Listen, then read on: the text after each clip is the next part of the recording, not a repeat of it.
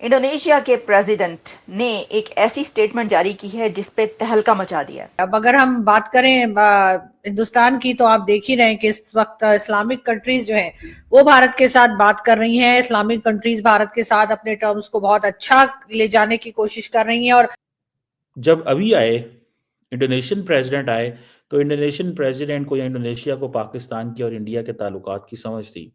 तो इंडिया ने कह दिया कि चलें ऐसे करें, जो यूएन प्रोस्क्राइब टेररिस्ट ऑर्गेनाइजेशन है और जो इनके एफिलिएट्स हैं उन सबको कंडेम करते हैं।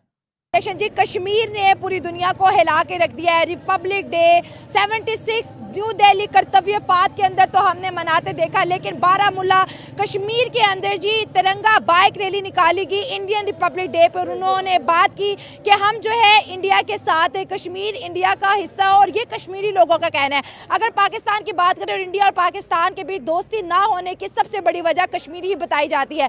पाकिस्तान कहते हैं कि जब तक इंडिया हमें कश्मीर नहीं देगा हम इंडिया से दोस्ती नहीं करेंगे। लेकिन अगर जम्मू एंड कश्मीर की बात करें तो कश्मीरियों के हाथ में हमने तिरंगा 15 अगस्त में भी देखा और रिपब्लिक डे पे भी देखा। क्या बदलने वाला है कश्मीर के अंदर, और क्या पाकिस्तान की आवाम इस चीज को एक्सेप्ट करेगी या नहीं? अगर आपको याद हो तो कुछ अर्सा पहले इंडिया के प्राइम मिनिस्टर नरेंद्र मोदी ने मन की बात कार्यक्रम किया था और उन्होंने उसमें फिरदौसा बशीर का नाम लिया था और उनको अप्रिशिएट किया था, जिसके बाद अब फिरदौसा बशीर को भारत ने अपने रिपब्लिक डे पर इनवाइट किया है एज अ स्पेशल गेस्ट। इस वक्त फिरदौसा बशीर जो है वो दिल्ली के अंदर मौजूद हैं और जम्मू कश्मीर की यूथ के लिए मिसाल बनी हुई हैं। और इंडोनेशिया के प्रेसिडेंट ने एक ऐसी स्टेटमेंट जारी की है जिसपे तहलका मचा दिया। इंडोनेशिया के प्रेसिडेंट ने इंडिया के अंदर एक डिनर के दौरान, यानी जो सेरेमनी रिपब्लिक डे की इंडिया में सेरेमनी थी, एक ग्रैंड सेलिब्रेशन की गई रिपब्लिक डे पर वहाँ पर, और president of Indonesia Prabowo Subianto वहाँ पर चीफ गेस्ट के तौर पर मौजूद थे। और उसके बाद जब उनके लिए खाने का एहतमाम किया गया, और ये भी एक ग्रैंड रिसेप्शन थी उनके लिए, यह ग्रैंड डिनर था जिसमें इंडिया के प्राइम मिनिस्टर नरेंद्र मोदी भी मौजूद थे, डॉक्टर जयशंकर भी मौजूद थे, मर्मो साहिबा भी मौजूद थी, और बहुत से दूसरे जो डिग्निटरीज थे वो भी मौजूद थे। वहाँ पर इंडोनेशिया के प्रेसिडेंट ने ये कह दिया है कि आई हैव इंडियन डीएनए, मेरा तो जो डीएनए है वो इंडियन है। ये इतनी बड़ी बात उन्होंने कह दी कि 57 इस्लामिक कंट्रीज में इस वक्त क्या कहा जा रहा है, क्या सोचा जा रहा है। ये जो 57 इस्लामी ममालिक हैं और मुस्लिम उम्मा इसके ऊपर क्या कह रही है।